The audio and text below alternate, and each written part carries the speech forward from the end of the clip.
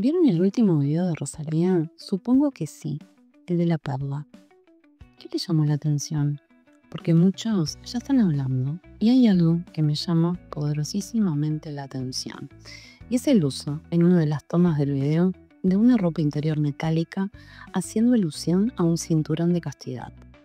Y a mí me hizo pensar, reflexionar en algo que pocas veces se hace visible o se nombra. Recuerdo además, en una entrevista reciente, que suma mi reflexión, ella menciona que está en celibato voluntario. Y ahí está la pregunta que me quedo dando vueltas. ¿Esto forma parte de una estética o es consecuencia de ciertas vivencias pasadas? ¿O es un síntoma de lo que el mundo actual está atravesando? Y creo que pueden ser las tres cosas a la vez, porque estas posturas muchas veces son consecuencias de vivencias, no aparecen de la nada, aparecen después de algo que nos impacta emocionalmente. Porque La Perla, les recuerdo, es una canción sobre narcisismo, sobre abuso emocional, y el video pareciera ser una respuesta a la misma letra.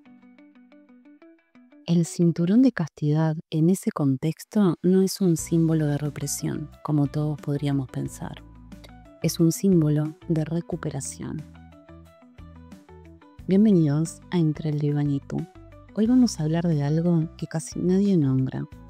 ¿Qué pasa con el cuerpo después de un vínculo abusivo? ¿Cómo se recupera? ¿Qué significa volver a tener soberanía sobre nuestro propio cuerpo cuando durante mucho tiempo fue territorio de manipulación de otro? Así que te invito a que te quedes conmigo. Todos sabemos que el cinturón de castidad históricamente es un símbolo de control masculino sobre el cuerpo femenino. La idea era, el hombre se va a la guerra o a un viaje y literalmente cierra con llave el cuerpo de la mujer para que nadie más acceda. Es propiedad. El cuerpo femenino como territorio que el hombre controlaba. Pero Rosalía aparece con un cinturón de castidad que ella misma se pone. Y eso invierte completamente el significado, porque ya no es él controla mi cuerpo, es yo controlo mi cuerpo. Y esto me hace pensar en algo que veo todo el tiempo en consulta. Después de un vínculo con un narcisista, abusivo emocional, después de una relación, hay un proceso que muchas veces no se nombra. Recuperar la soberanía sobre tu propio cuerpo. Porque en una relación con un narcisista, tu cuerpo dejó de ser tuyo. Se convirtió en lo que él necesitaba para validarse, el suministro, el espejo donde él se miraba, el instrumento de sus demandas. Y después de eso, volver a sentir que tu cuerpo es tuyo lleva mucho tiempo. No es solo ya terminó la relación, listo, pasemos a otra cosa. Necesito tiempo para que mi cuerpo vuelva a hablarme a mí, no a las expectativas del otro, para volver a sentir. Porque después de un abuso emocional, el cuerpo de la mujer puede entrar en un estado de estrés postraumático. No es una reacción exagerada ni emocional, es una respuesta neurobiológica a una amenaza sostenida en el tiempo. El sistema nervioso queda desregulado y el cortisol permanece elevado. Ese estrés crónico comienza a expresarse en el cuerpo. Insomnio, cansancio extremo, dolores musculares, caída de pelo, alteraciones digestivas, cambios hormonales, desconexión del deseo y del placer, apatía. Muchas mujeres dejan de reconocerse en el espejo. No se sienten bellas, no se sienten deseables, no se sienten ellas. La confianza, la seguridad, la ingenuidad incluso, fue robada por ese otro. Y esto no es un problema de autoestima, es una fractura en la identidad corporal. A su vez también, generalmente aparece la vergüenza de contar lo vivido, de explicarse, de poner en palabras a lo que no tuvo golpes quizás, pero sí dejó muchas marcas.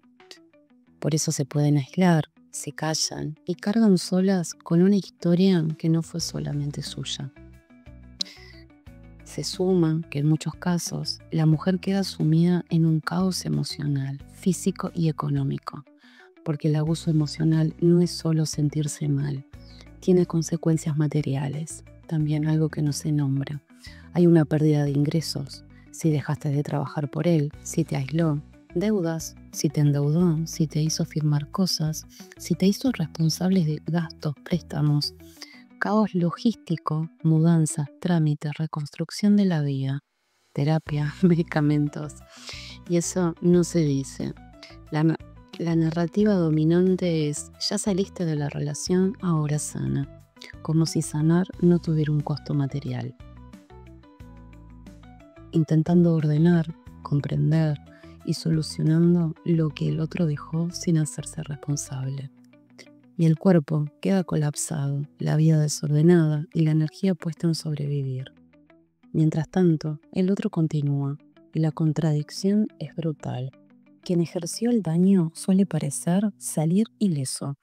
Quien lo padeció paga las consecuencias, incluso con la difamación del que el problema ha sido ella.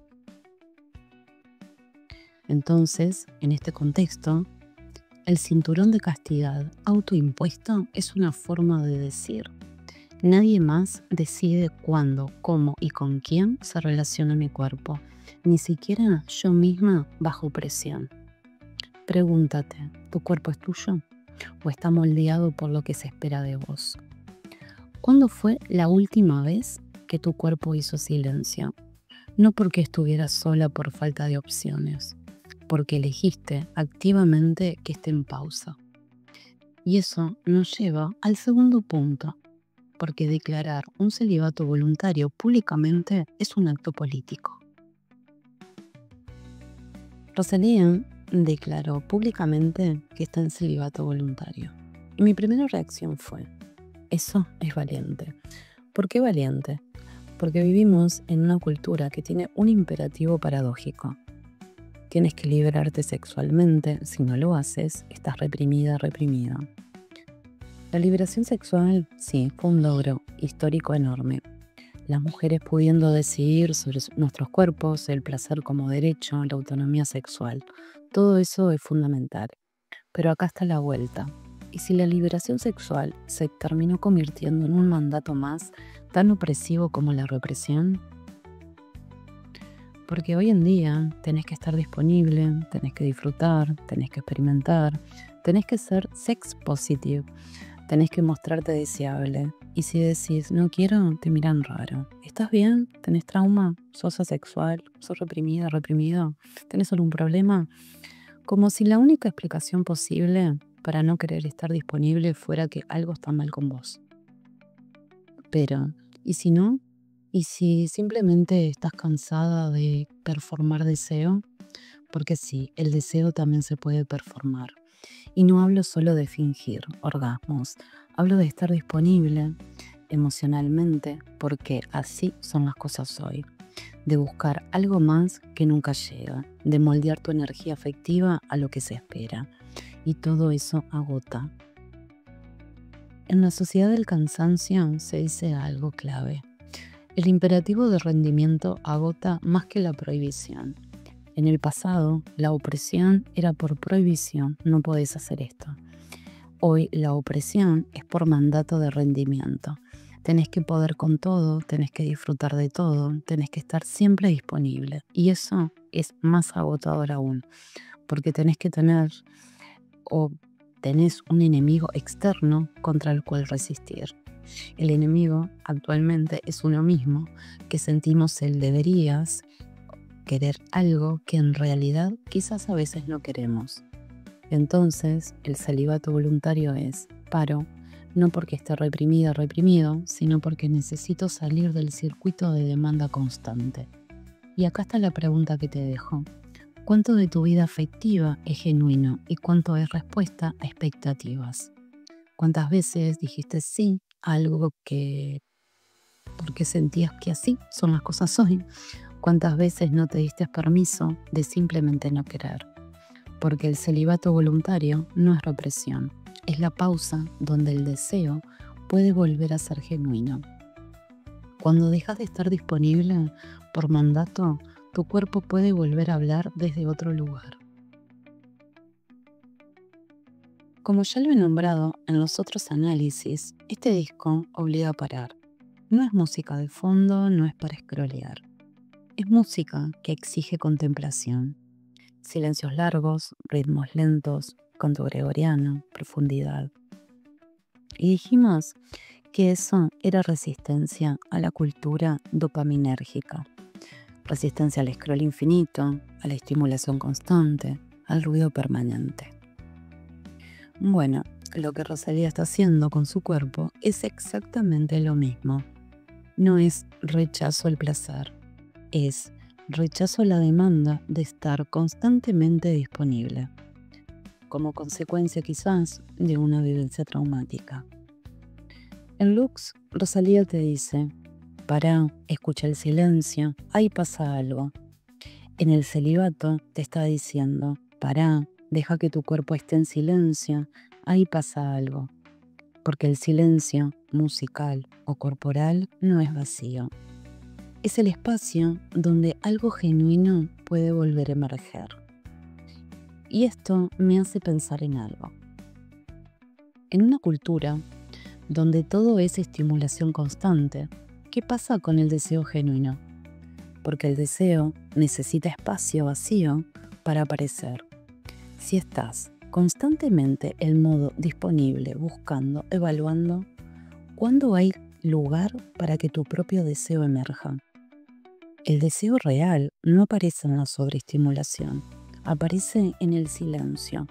Aparece cuando dejamos de llenar los espacios con ruido externo y podemos escuchar qué es lo que nuestro cuerpo realmente está pidiendo.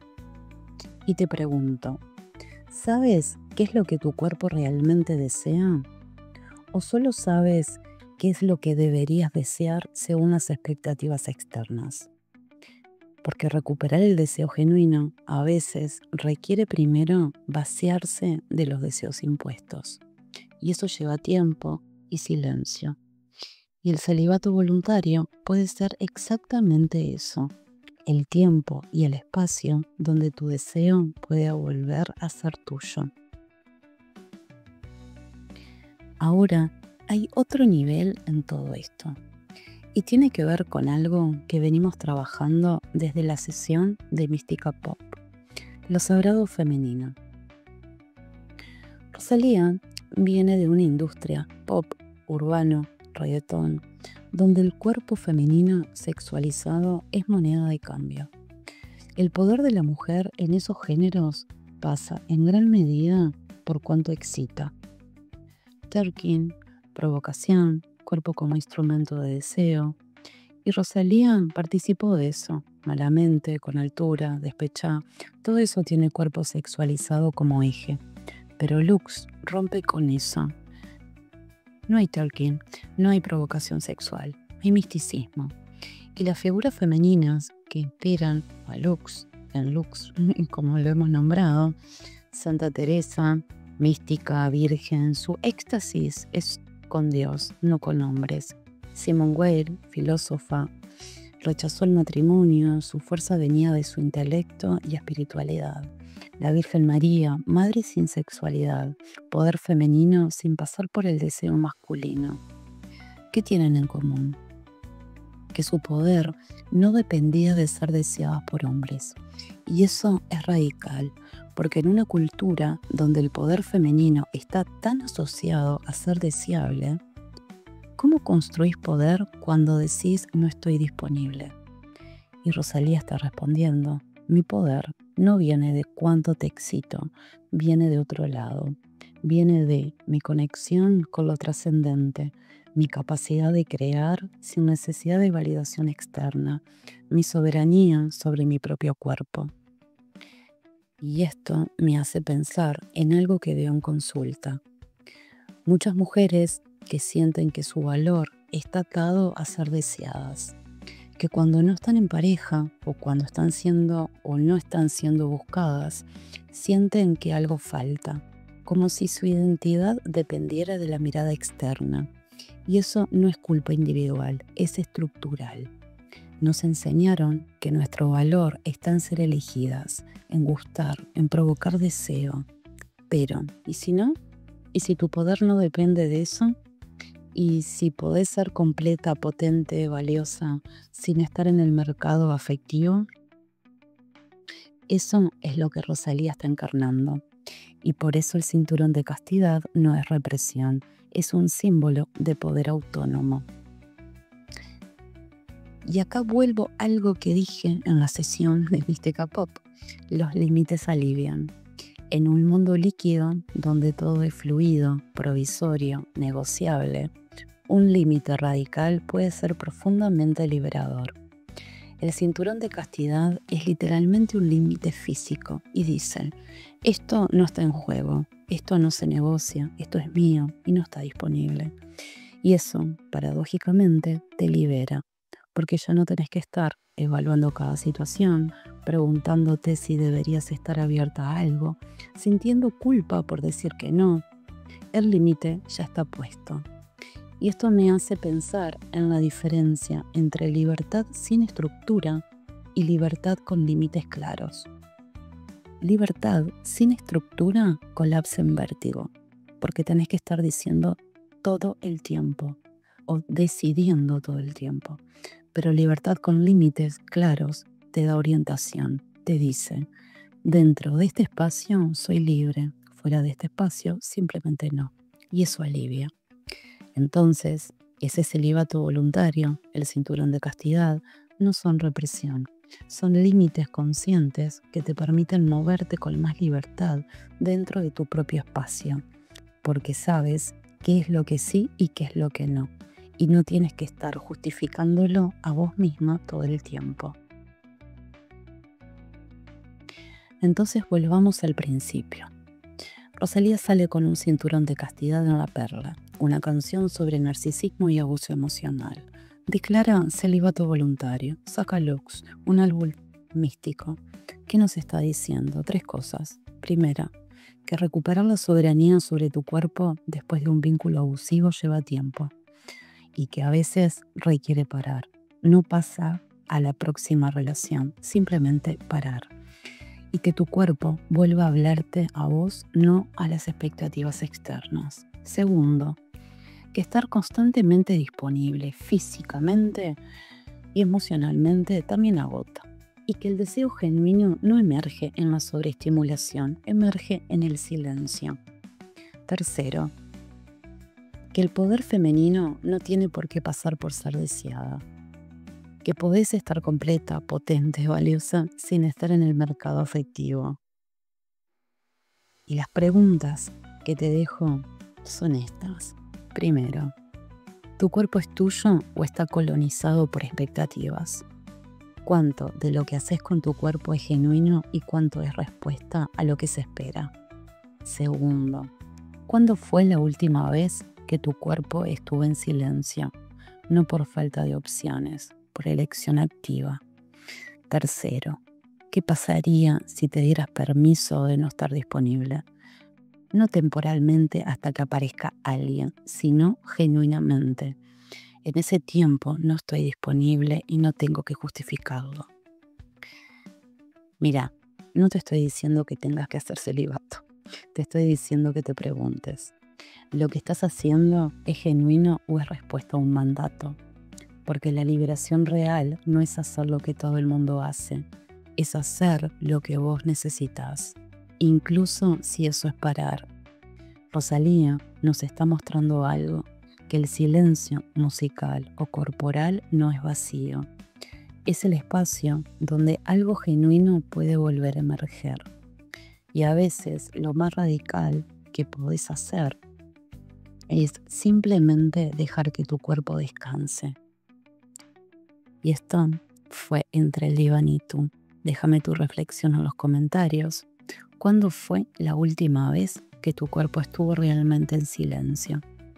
Y si conoces a alguien que necesite escuchar esto, compartile esta sesión, no como sermón, como compañía. Nos escuchamos en el próximo.